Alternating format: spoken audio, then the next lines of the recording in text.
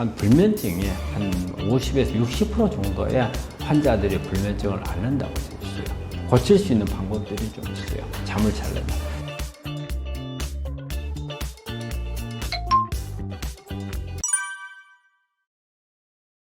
우리 암 환자는 한 불면증이 한 50에서 60% 정도의 환자들이 불면증을 앓는다고 되어 있어요. 그거는 첫째는 우리가 암이라는 진단을 받았기 때문에 불면증이 오는 경우가 많아요.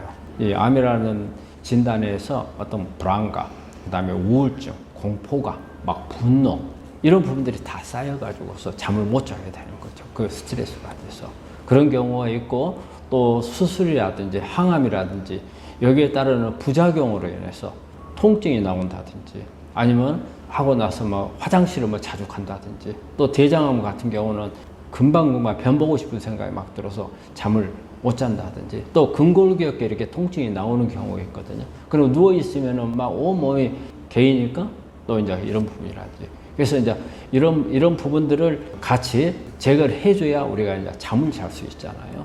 그래서 이제 그런 원인 질환들을 해결해 줘야 되는 부분이 있고, 그리고 아까 심리적인 부분은 이제 이런 부분들을 해결해 줘야 되는 경우가 있고, 그래서 우리가 잠을 이제 그러면은 어떻게 이제 자게 만들 건가, 우리 생활하는 가운데서 우리가 고칠 수 있는 방법들이 좀 있어요. 잠을 자려면.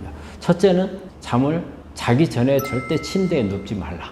그런 조언을 많이 해요. 잠을 자야 된다고 생각할 때만 이렇게 침대에 들어가라. 근데 우리가 잠을 못 자는 분들이 혹시라도 누워있으면 잠들까 봐서 미리 침대에 들어가서 계속 엎치락 뒤치락 하고 있거든요. 오히려 잠에 더 긴장이 돼가지고 더 잠을 못 잔다는 거예요. 그래서 딱 잔다고 졸립다고 생각할 때 침대에 들어가라는 거고요. 그리고 침대에 들어가서 30분 이내에 잠이 안 든다. 그러면 그냥 일어나는 게 원칙이에요. 일어나서 다시 졸려올 때까지 눕지 말라는 거고요. 그리고 낮에 가능한 눕지 말고, 그리고 낮잠을 자지 말아요. 그리고 또 하나는 저녁에 늦게 간식을 먹어서는 안 돼요. 간식을 먹게 되면 이 간식을 소화를 시키고 해야 되기 때문에 내 몸은 또 일을 해야 돼요. 그러면 또 잠을 들지 못하게 되는 상황이 되고, 그리고 저녁에 운동을 하게 되면 또 마찬가지로 우리가 긴장 상태로 들어가요. 그렇게 되면은 잠을 자기가 어렵고요. 우리가 저녁에 이렇게 불빛을 이렇게 완전히 깜깜하게 하고 자는 사람들도 있겠지만은 약간 불을 켜놓고 자는 분들이 있어요. 이런 경우에는 청색등을 켜는 것을 금해야 돼요. 청색등은 우리가 잠을 잘 때 우리 몸에서 나오는 멜라토닌이라는 호르몬이 있거든요. 그 호르몬을 나오지 못하게 하는 그런 게 있어요. 그래서 그런 부분들을 자제해야 되고, 그리고 이제 음식 같은 경우도 우리가 항산화물 많이 섭취를 하게 되면 수면하는 데 도움이 되거든요. 그래서 신선한 야채라든지 과일을 섭취를 하는 게 좋은데, 저녁 늦게 섭취하는 것은 안 좋고요. 네, 그래서 이런 부분들을 주의를 하면은 불면증을 치료하는 데 도움이 될 거고, 만약 그런데 이런 부분들을 다 하더라도 도움이 안 된다. 그래서 우리 환자들이 또 이런 분들이 있어요. 불면증 약을 먹으면 몸에 해롭고 습관성이 되고 암에 좋지 않다. 그렇기 때문에 먹으면 안 된다. 그런데 그거는 아니라고 봐요. 그래서 우리가 일반적으로 권장하는 것은 멜라토닌 제제를 권장을 해요. 그래서 멜라토닌이 우리가 잠을 오게 하는 호르몬이거든요. 우리가 눈을 감으면 멜라토닌이라는 호르몬이 나와서 잠을 청하거든요. 근데 멜라토닌 호르몬이 우리가 많이 안 나오는 사람들이 많아요. 그럴 때는 멜라토닌을 보충을 해주면 되고, 근데 그래도 안 된다. 이럴 경우에는 이제 우리가 수면 유도제라는 것을 먹죠. 근데 우리 수면 유도제를 먹는 환자가 꺼려요. 되게 이제 습관성이 된다 해서 그렇죠. 근데 이 약들이 그렇게 빨리 습관성이 되는 건 아닙니다. 뭐 몇 달을 먹어야 오는 거기 때문에 계속 자주 반복해서 먹는 것은 몇 달간 이렇게 장기 복용하는 것은 좋지 않지만, 일시적으로 내가 잠을 잘 안 올 때 한 번씩 먹는 것은 크게 나쁘지 않습니다. 오히려 약을 안 먹어서 잠을 설쳐가지고 그 다음날 힘든 것보다는 조금 이 약을 좀 먹어서 내가 잠을 잘 수 있도록 도움을 받는 게 오히려 그 다음날 훨씬 더 컨디션도 낫고, 또 여러 가지 암 치료에도 오히려 더 도움이 될 수 있거든요. 그래서 이런 약을 먹는데 너무 두려워할 필요는 없습니다. 필요할 때는 드시는 게 오히려 낫습니다. 우리 항암제를 사용하게 되면 손발 저린 증상이 정말 심합니다. 특히 이제 세포독성 항암제가 이제 그런 작용을 하거든요. 우리가 이제 항암제라 하면 세포독성 항암제가 있고, 그 다음에 표적치료제가 있고, 면역항암제가 있어요. 면역항암제나 표적치료제는 그렇게 심한 손발 저림 증상이 나오질 않아요. 근데 우리가 세포독성 항암제라는 것은 말 그대로 세포를 통째로 죽이는 작용을 하는, 이런 작용을 하는 거고, 표적이나 이런 거는 유전자를, 그 암 성장 신호를 주는 유전자만 타겟으로 하기 때문에 그런 손발 저림 증상은 별로 많지는 않은데, 세포독성 항암제는 산화물을 많이 만들어서 죽이기 때문에 그런 작용이 나와요. 그래서 우리 말초신경, 손이나 발에 가는 말초신경에 우리가 항암제가 산화물을 만들어서 이게 수초를, 그러니까 우리 신경이 있고 그걸 싸고 있는 수초가 있거든요. 신경 수초가 있어요. 신경 수초를 벗겨내버리고, 그래서 여기서 방전이 돼요. 그래서 우리가 손발 저리는 증상이 나오거든요.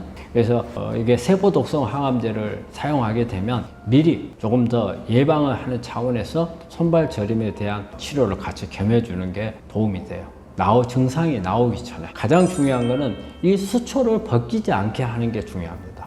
수초를 벗겨버리고 나서 손발 저린 증상이 심해져서 이걸 치료해갖고 회복하기가 그리 쉽지 않아요. 그러니까 증상이 오기 전에 못 벗기게 하는 게 가장 중요해요.